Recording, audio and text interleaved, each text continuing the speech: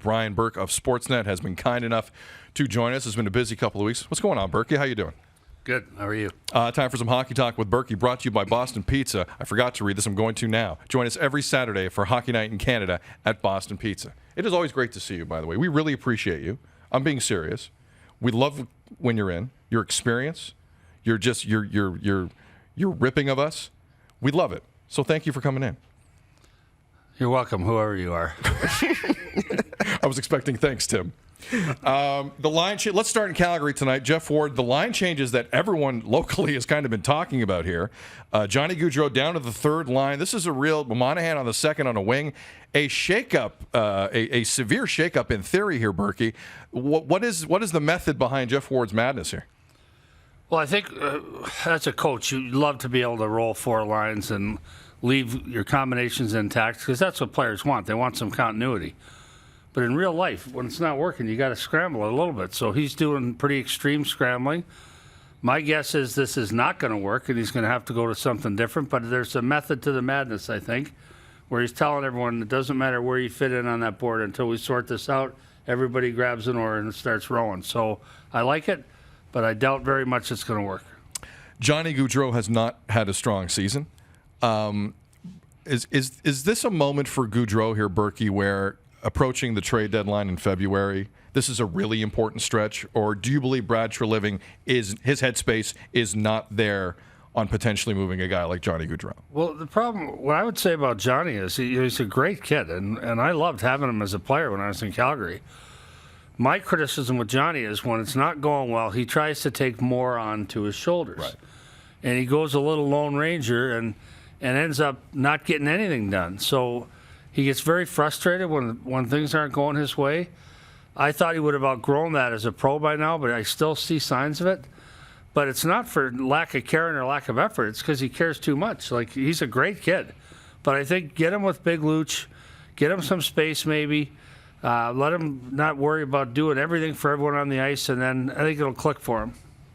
Let's transition to another Canadian team who's struggling to find themselves, and that's the Toronto Maple Leafs. So it got an initial bump when they had a new coach, but now we're seeing a lot of similar things under the previous coach.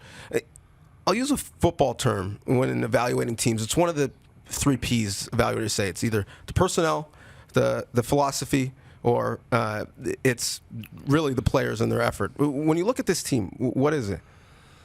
Well, I think, first off, the last 2 games, they played Philly, and Philly's one of the best teams in the league right now. They're hot.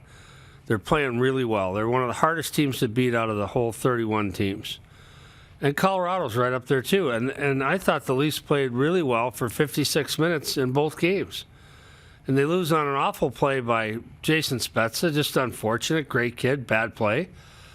If I'm the GM, I'm looking at the 2... I got 6 periods of hockey, and I'm happy with, out of the 120 minutes, I'm happy with 112 of them. Like, to me, it's not time to say, okay, the sky is falling. I do think at some point, I don't like the roster construction. You guys know that. I don't think they're built for playoff success. I also don't like the backup goaltender situation, which playing Freddie back-to-backs, and he was brilliant both nights, that ain't going to solve it. Pardon the poor grammar, but that ain't going to fix this. He can't play 75 games. They need to get a backup that can get them 15 to 17, 18 points. And until they do that, I don't think it's a realistic or a negative thing to say that it'd be hard to see them making the playoffs. Let's say Freddie wins 40 games. That's 80 points. Like, I'm not great at math, but I'm pretty sure you need 95 or 96 to get in. 80 ain't going to do it. Again, pardon the grammar, but I get very frustrated having to repeat this, and then people say, oh, you're negative. You're negative about the Leafs. I'm like, if they won the championship, who does better than Sportsnet? I'm a season ticket holder. Who does better than me? The best thing that could happen here would be a parade. But sometimes you got to say the emperor has no clothes. Jesus Murphy. These are real problems. I'm not making them up. This road trip is going to tell them a lot. They've got a 4-game road trip with tough travel, good spacing, but quality opponents and tough travel. And we're going to learn a lot about this team. And the beauty of this is, someone told me I was being too negative. Like, the beauty of this is it all comes out in the wash. At the end of the year, we're all going to know who's right and who's wrong. I'm very content to wait for that jury because these are real problems. And I like the new coach. I like the change. And I think they're playing a more intelligent brand of hockey this way, but it ain't working yet. Right now, the big dogs have to step up. Like last night, you're seeing who scored in the game. Zach Hyman scores the first goal, right? I love Zach Hyman. Great goal. We're the guys making 10, 11 million. Now, Mitch Marner's back, first game back, 11 game missed. He had some rust on him, but he got better as the game went on. He was trying. Where are the rest of the big guys? They got to get it done. That's why they get paid. The Matthews thing the last 5 games is what I find really strange in terms of what people were saying was the relationship between Babcock and he, and there was at times some friction. And I should be seeing a freeing, for lack of a better term, Austin Matthews here. -5, no goals his last 5 games. What do you think is happening with Matthews right here? Well, I don't think it's a lack of work. I just think it's his attention to detail. I'm impressed with Austin Matthews from the start of the year till now. He is trying to become, I think the word 200-foot player would be really generous because he's not even close to that, but he's trying to become more responsible defensively, and I give players marks for that. And I think his offense is suffering because he is trying to play both ends. But he's got to, I think now, just like you say, feel a little free, feel like he's out of the birdcage here and make some offense happen, especially on the power play. You said the Matthews Shoot the puck more. Right. Yeah. You said the Matthews things. To me, it's the math thing and how the roster, to your point, is constructed. But that's why people are getting mad at Burke, because he was doing math. Right. But just People don't like math. Let's look at history. Outside of Pittsburgh, who has won a cup after their young guys got paid? Chicago wasn't able to do it. They won when their young guys were young and still underpaid. Can you spend so much on a couple guys, specifically offensive guys, and have enough to fill out a roster to be able to contend? No. No. And this is one where I feel like Cassandra on this one because Cassandra in ancient Greek mythology could foretell the future, but no one believed her. And she had to watch all these horrible things happen. And that's what I feel like. I said the first guy, they got to kick his ass till his nose bleeds with Nylander. They had to win that negotiation, not just do well. They had to beat him down, and they didn't. They paid him.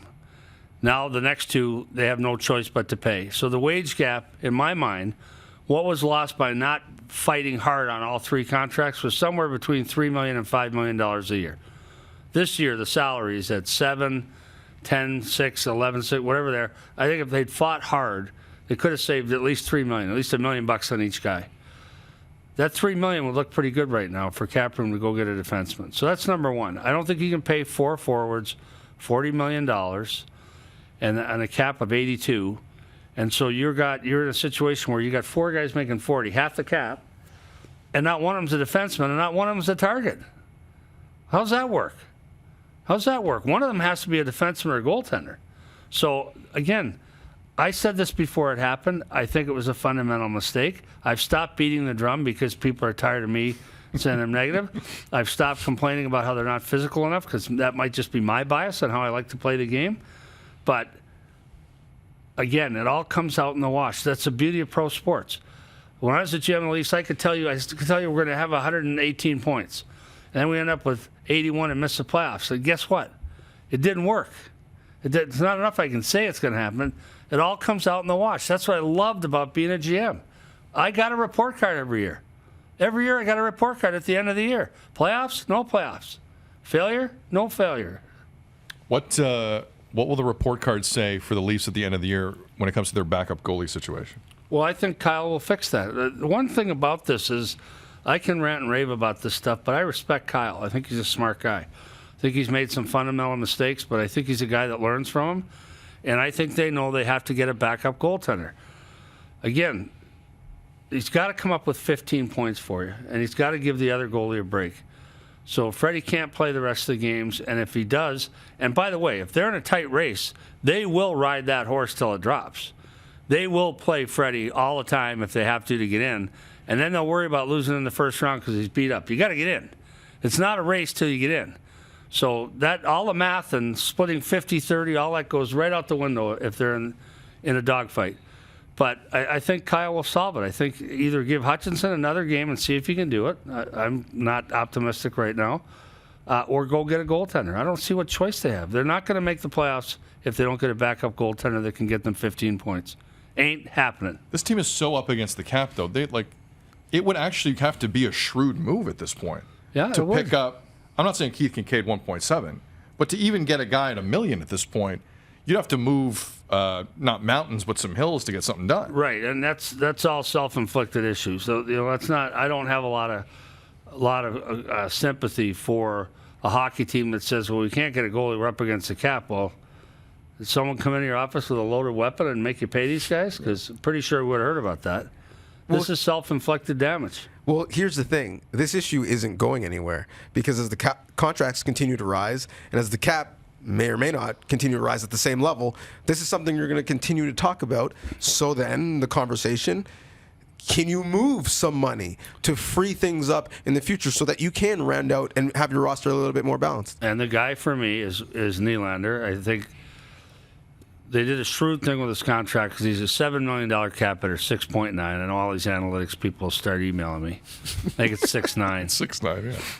Cap hit, his cash is 5 though, and so they rolled in a huge signing bonus at $5 million. If he's played better lately, he's putting up points anyway.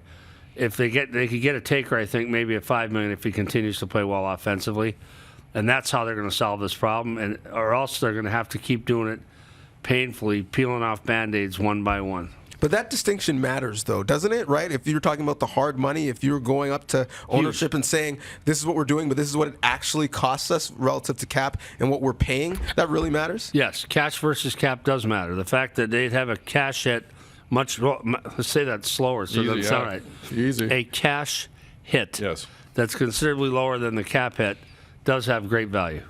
Caden Primo is making his National Hockey League debut for the Montreal Canadiens at home tonight to Colorado. These types of evenings, Burke, for me, they're special and they're unique, and I kind of feel for the kid. I'm nervous for the kid. When you had a player making his NHL debut, is there something specific you would tell them? No, just everything that happens tonight is not going to determine your career. It's the first step. So if it goes horribly wrong, don't worry. We're not going to quit on you. We're not shipping you out. Don't jump off any bridges. Just get through the night, and we'll see what happens. And then, like Claude Julien said, then I'd leave him alone. I wouldn't talk to him at all during the day. I'm with you. These are horrible situations for kids. The worst day anyone's going to have all year today is Keith Primo, not Caden. Yeah. The kid's probably, he's a goalie. He's a pro goalie. He's really good. He's probably having a good nap and good meal, and he's probably okay. The dad and the mom will have the longest day of their life. And I wish this kid well, too. It's a real tough place to play if you're not playing well.